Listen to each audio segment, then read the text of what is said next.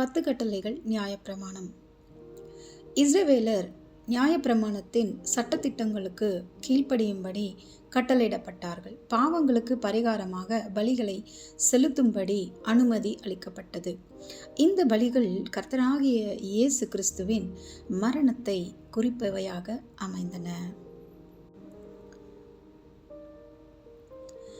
பலிகளையிட்டு தங்கள் பாவங்களை மறைப்பதற்காக நியாயப்பிரமாணம் அருளப்படவில்லை. தேவனுடைய தன்மைகளை மக்கள் அறிந்து கொள்ளவும், பரிசுத்த வாழ்க்கையை முறையாக கற்றுக்கொள்ளவும், அதன் மூலம் தேவனையும் மனிதர்களையும் நேசிக்க கற்றுக்கொள்ளவும் அருளப்பட்டது. 10 கட்டளைகளில் முதல் 4 கட்டளைகள் பரிசுத்த தேவனாகிய கர்த்தரோடு இந்த மனிதர்கள் வைத்திருக்கிற உறவோடு சம்பந்தப்பட்டிருக்கிறது. என்னையன்றி உனக்கு வேறு தேவர்கள் உண்டாயிருக்க வேண்டாம். ஏதொரு விக்கிரகத்தை ஆகிலும் நீ உனக்கு உண்டாக்க வேண்டாம். உன் தேவனாகிய கர்த்தருடைய நாமத்தை வீணிலே வழங்காதிருப்பாயாக. ஓய்வு நாளை பரிசுத்தமாய் ஆசரிக்க நினைப்பாயாக. இது ஆண்டவரோடு சம்பந்தப்பட்டது. மற்ற 6 கட்டளைகளும் இந்த மனிதர்கள் ஒருவரோடு ஒருவர் வைத்திருக்கிற உறவோடு சம்பந்தப்பட்டிருக்கிறது. உன் தகப்பனையும் உன் தாயையும் கனம் பண்ணுவாயாக. கொலை செய்யாதிருப்பாயாக. விபச்சாரம் செய்யாதிருப்பாயாக. களவு செய்யாதிருப்பாயாக. பிறனுக்கு விரோதமாக பொய் சாட்சி சொல்லாதிருப்பாயாக. பிறனுக்குள் ஏதொன்றும் இச்சையாதிருப்பாயாக. இது மனிதர்களோடு சம்பந்தப்பட்டது. யாத்ராகமம் 23 என்னையன்றி உனக்கு வேறு தேவர்கள் உண்டாயிருக்க வேண்டாம். இது முதலாம் கட்டளை. இந்த முதலாம் கட்டளையை குறித்து வேதாகமத்தில் அநேக வசனங்கள் ஆவியானவர் நமக்கு கொடுத்திருக்கிறார். தேவனுடைய முதல் பிரமாணம் வேதாகமத்தில் அடிக்கடி திரும்ப திரும்ப கூறப்படுகிறது. அதற்கான சில வசனங்களை கீழே கொடுத்திருக்கிறேன்.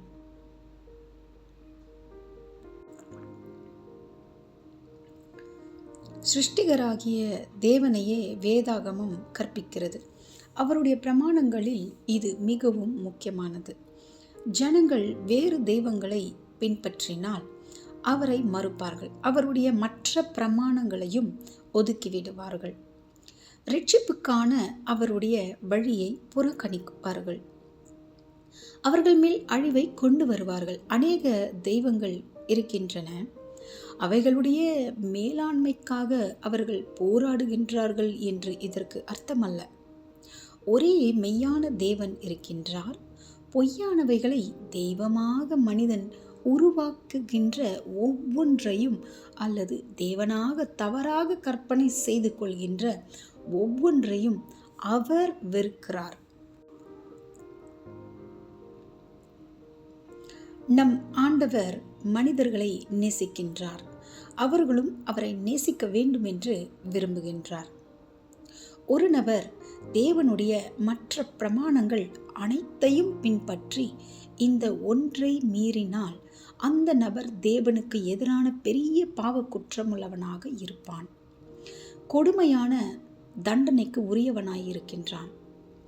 மெய்யான தேவன் வேறு தெய்வங்களை எப்போதும் முற்றிலுமாக தடை செய்கின்றார். கலாத்தியர் 2:16 பாருங்கள். நியாயப்பிரமாணத்தின் கிரியைகளினாலே எந்த மனுஷனும் நீதிமானாக்கப்படுவதில்லையே.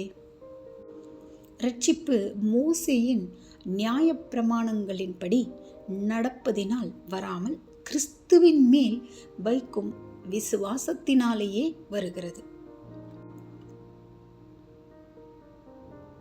நியாயப்பிரமாணம் யாருக்கு? நியாயப்பிரமாணத்தினால் யாரும் நீதிமானாவதில்லை. மேலும் கிறிஸ்துவுக்குள் இருக்கும் யாரும் நியாயப்பிரமாணத்திற்குள் இல்லை. ஆண்டவராகிய இயேசு கிறிஸ்துவே நமது இரட்சகர் என்று ஏற்றுக்கொண்ட ஒவ்வொருவரும் கிருபைக்குள் இருக்கின்றோம். ஆனால் நியாயப்பிரமாணத்தில் உள்ளவற்றில் பல புதிய ஏற்பாட்டில் மீண்டும் வலியுறுத்தப்பட்டுள்ளன. அவற்றை நாம் கைக்கொள்ள வேண்டும். மார்க் 12:29. இயேசு அவனுக்கு பிரதியுத்தரமாக, கற்பனைகளில் எல்லாம் பிரதான கற்பனை எதுவென்றால், இஸ்ரவேலே கேள், நம்முடைய தேவனாகிய கர்த்தர் ஒருவரே கர்த்தர். ரோமர் 10:4 பாருங்கள். விசுவாசிக்கிற எவனுக்கும் நீதி உண்டாகும்படிக்காக கிறிஸ்து நியாயப்பிரமாணத்தின் முடிவாயிருக்கிறார். யோவான் 17:3. ஒன்றான மெய் தேவனாகிய உம்மையும் நீர் அனுப்பினவராகிய இயேசு கிறிஸ்துவையும் அறிவதே நித்திய ஜீவன். ஆவியானவர் நமக்கு அநேக வசனங்களை கொடுத்திருக்கிறார். ஆவியானவர் சொல்வதைப் போல நான் சொல்ல முடியாது. அதற்காகத்தான் வேத வசனங்களை அடுத்தடுத்து வாசிக்கும்போது கவனமாய் கேளுங்கள். ஆவியானவர் நமக்கு கற்றுக் கொடுக்கிறார். 1 கொரிந்தியர் 8:6. பிதாவாகிய ஒரே தேவன் நமக்குண்டு, அவராலே சகலம் உண்டாயிருக்கிறது, அவருக்கென்று நாமும் உண்டாயிருக்கின்றோம். இயேசு கிறிஸ்து என்னும் ஒரே கர்த்தரும் நமக்குண்டு, அவர் மூலமாய் சகலமும் உண்டாயிருக்கிறது, அவர் மூலமாய் நாமும் உண்டாயிருக்கின்றோம். எபேசியர் 4:6. எத்தனை அருமையான வசனம்! எல்லோருக்கும் ஒரே தேவனும் பிதாவும் உண்டு, அவர் எல்லோர் மேலும் எல்லோரோடும் உங்கள் எல்லோருக்குள்ளும் இருக்கிறவர். 1 தீமோத்தேயு 2:5-6. தேவன் ஒருவரே, தேவனுக்கும் மனுஷருக்கும் மத்தியஸ்தவரும் ஒருவரே, எல்லோரையும் மீட்கும் பொருளாக தம்மை ஒப்பு கொடுத்த மனுஷனாகிய கிறிஸ்து இயேசு அவரே. இதற்குரிய சாட்சி ஏற்ற காலங்களில் விளங்கி வருகிறது. பிலிப்பியர் 2:6-11. அவர் தேவனுடைய ரூபமாயிருந்தும் தேவனுக்கும் சமமாயிருப்பதை கொள்ளையாடின பொருளாக எண்ணாமல் தம்மை தாமே வெறுமையாக்கி அடிமையின் ரூபமெடுத்து மனுஷர் சாயலானார். அவர் மனுஷரூபமாய் காணப்பட்டு மரண பரியந்தம், அதாவது சிலுவையின் மரண பரியந்தமும் கீழ்ப்படிந்தவராகி தம்மை தாமே தாழ்த்தினார். பிலிப்பியர் 2:9-11. ஆதலால் தேவன் எல்லாவற்றுக்கும் மேலாக அவரை உயர்த்தி இயேசுவின் நாமத்தில் வானோர் புதலத்தோர் பூமியின் கீழானோருடைய முழங்கால் யாவும் முடங்கும்படிக்கும் பிதாவாகிய தேவனுக்கும் மகிமையாக இயேசு கிறிஸ்து கர்த்தர் என்று நாவுகள் யாவும் அறிக்கை பண்ணும்படிக்கும் எல்லா நாமத்திற்கும் மேலான நாமத்தை அவருக்கு தந்தருளினார்.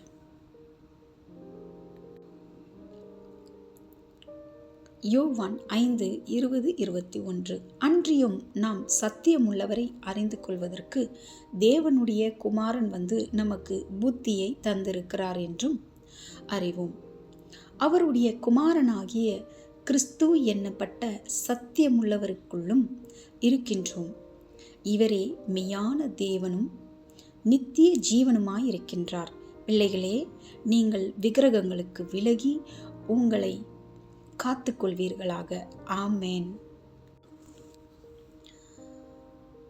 ஆம் பிரியமானவர்களே, நாமும் நம்முடைய தேவனுக்கு பிரியமில்லாத விக்கிரகங்கள் என்று பரிசுத்த வேதாகமத்தில் சொல்லப்பட்டிருக்கிற பண ஆசை, பொருளாசை, கசப்பு, எரிச்சல், பொறாமை, பொய் குற்றச்சாட்டு, பொய் பழிகள் போடுவது, மற்றவர்களை அவமானப்படுத்துவது, காயப்படுத்துவது, பழி வாங்குவது, துராலோசனை செய்வது, சுயநலமாய் இருப்பது, கலகம் செய்வது, குடும்பங்களை உடைப்பது, பாவங்கள், துரோகங்கள், வஞ்சனை, நாமும் நம்மிடத்தில் இப்படிப்பட்ட விக்கிரகங்களை விலக்கி போட வேண்டும். நீதிமொழிகள் 6:14-19. 6 காரியங்களை கர்த்தர் வெறுக்கிறார், 7 அவருக்கு அருவருப்பானவைகள். யாவன் மேட்டிமையான கண், பொய் நாவு, குற்றமற்றவர்களுடைய இரத்தம் சிந்துகை, துராலோசனையை பிணைக்கும் இருதயம், தீங்கு செய்வதற்கு விரைந்தோடும் கால், அப்பத்தம் பேசும் பொய் சாட்சி, சகோதரருக்குள் விரோதத்தை உண்டு பண்ணுதல் ஆகிய இவைகளே. மற்றவர்கள் உங்களுக்கு எதை செய்ய வேண்டும் என்று நீங்கள் விரும்புகின்றீர்களோ அதையே மற்றவர்களுக்கு நீங்கள் செய்யுங்கள். இதுவே மோசேயின் கட்டளை மற்றும் தீர்க்கதரிசிகளின் போதனைகளின் பொருளாகும். நம் ஆண்டவராகிய இயேசு கிறிஸ்து சொல்கின்றார். நீதிமொழிகள் 6:23. கட்டளையே விளக்கு, வேதமே வெளிச்சம், போதக சிச்சையே ஜீவ வழி. இந்த காணொளி உங்களுக்கு மிகவும் பிரயோஜனமுள்ளதாக இருந்திருக்கும் என்று விசுவாசிக்கிறேன். இயேசு கிறிஸ்துவின் நாமம் மாத்திரம் மகிமை உண்டாவதாக. ஆமேன். அல்லேலூயா.